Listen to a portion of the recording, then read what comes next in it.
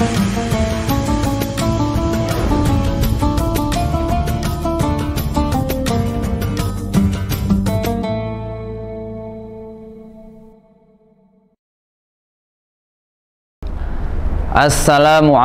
warahmatullahi wabarakatuh.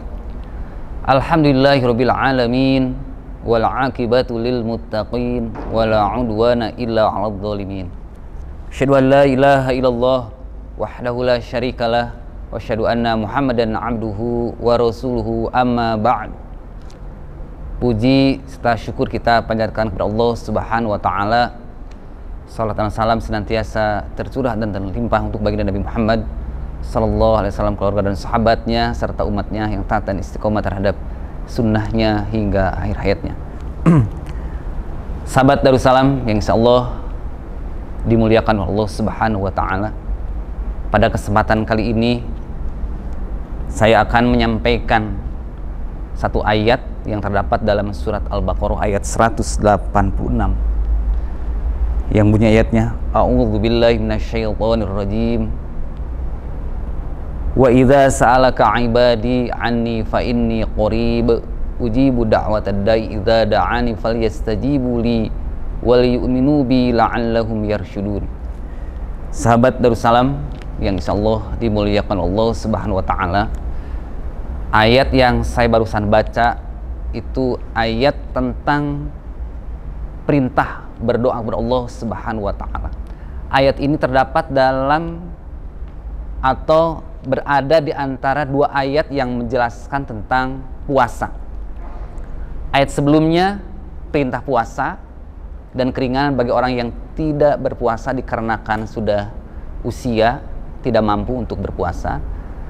Ayat sesudahnya Allah menjelaskan terkait dengan apa saja sih yang membatalkan puasa. Jadi ayat ini dihapit berada di antara dua ayat itu. Padahal ayat ini menjelaskan tentang doa. Apa hubungannya doa dengan puasa? Hadirin waktu iman, sahabat Darussalam yang insyaallah dimuliakan Allah Subhanahu wa taala. Ketika seseorang berpuasa di bulan Ramadan atau di malam harinya berdoa, maka itu adalah waktu yang terbaik. Itu menurut para ulama penjelasannya. Jadi kenapa ayat ini berada di antara dua ayat yang menjelaskan tentang puasa, padahal ini ayat tentang doa? Sepertinya tidak ada hubungannya antara ibadah puasa dengan doa. Para ulama menjelaskan hubungannya itu adalah puasa adalah salah satu waktu yang doanya akan dikabul. Ini luar biasa. Artinya di bulan Ramadan kita harus banyak-banyak berdoa kepada Allah Subhanahu wa taala, karena itu waktu yang terbaik untuk doa kita dikabulkan. Hadirin ikhwati iman, untuk doa kita bisa dikabul ada beberapa tahapan yang harus kita lakukan. Pertama dari waktu, ya. Kita cari waktu yang terbaik. Salah satunya di bulan Ramadan, mau siangnya mau malamnya, ya. Terus yang kedua, cara berdoanya. Bagaimana kaifiat berdoa yang Allah inginkan? Allah sebutkan di dalam Al-Quran, ya. Surat Al-A'raf. Caranya global, ya. Rinciannya ada dalam hadis Nabi, namun ini secara global saja. Kata Allah, atau Allah berfirman dalam Quran surat Al-A'raf di ayat 2 terakhir, yaitu tepatnya ayat 205, wadhkur rabbaka fi nafsika, berdoalah kamu, sekali lagi berdoalah kamu di hatimu. Jadi bukan di lisanmu, bukan di bibirmu, berdoa itu di hatimu. Tadarruan, dengan penuh kehusuan, wa khufyatan, dan dengan suara sepi, dalam artian orang lain tidak mendengar, yang mendengar hanya dirinya yang bersangkutan. Wa khifatan wa dunal jahri, lebih diperjelas lagi, tidak boleh dikeraskan, ya, dari ucapan. Kapan? Bil guduwi wal asal, ya, di pagi hari dan di sore hari. Hadirin untuk iman, ini kaifiat berdoa yang Allah perintahkan, ya. Pernah di suatu ketika, ya, sahabat Nabi berdoa kepada Allah di saat peperangan karena sudah terjepit, sudah mau terkalahkan, ya. Kaum muslimin saat itu oleh orang kafir sudah terdesak oleh pihak musuh, lalu di antara para sahabat ada yang berdoa dengan suara keras. Maka Nabi saat itu, ya, menegur, ya. Dan Allah pun juga menegur dalam ayatnya dengan teguran tadi, ya. Allah itu maha mendengar, Allah itu maha melihat, Allah tidak tuli. Kalian berdoa bukan kepada Tuhan yang tuli, tapi kepada Tuhan yang maha mendengar. Jadi cukup berdoa itu dalam hatimu, tidak perlu dikeraskan. Ini tuntunan dari Allah Subhanahu wa Ta'ala bagaimana doa yang benar, yang pada akhirnya doa kita nanti dikabul. Kalau kita tidak mengikuti cara-cara yang Allah sudah tentukan, tentunya Allah juga tidak akan mau mendengar doa kita.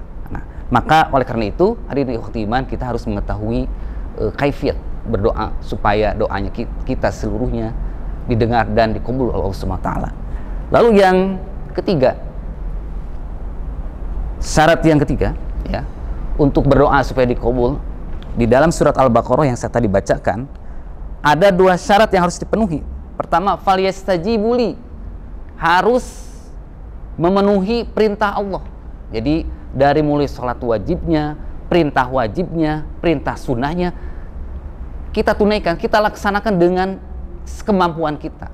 Misalkan di bulan Ramadan, ya, maksimalkan puasa kita, ya.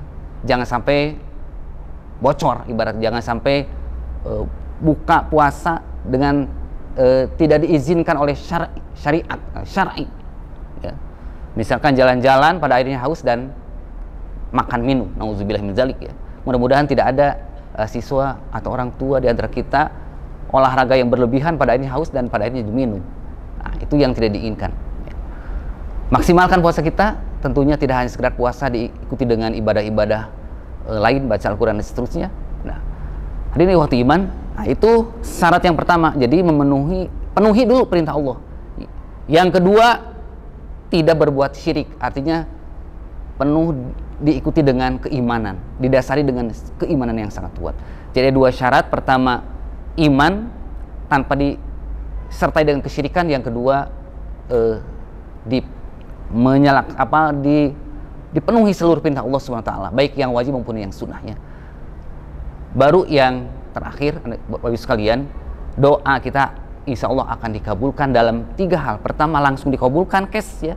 Yang kedua, doa kita dikabulkan tapi ditangguhkan waktunya. Yang ketiga, doa kita dikabulkan nanti di akhirat. Jadi tidak ada yang doa itu sia-sia di hadapan Allah Subhanahu wa Ta'ala. Semuanya bermanfaat dan akan kembali kepada diri kita. Demikian ceramah singkat dari saya, mudah-mudahan apa yang saya sampaikan bermanfaat. Assalamualaikum warahmatullahi wabarakatuh.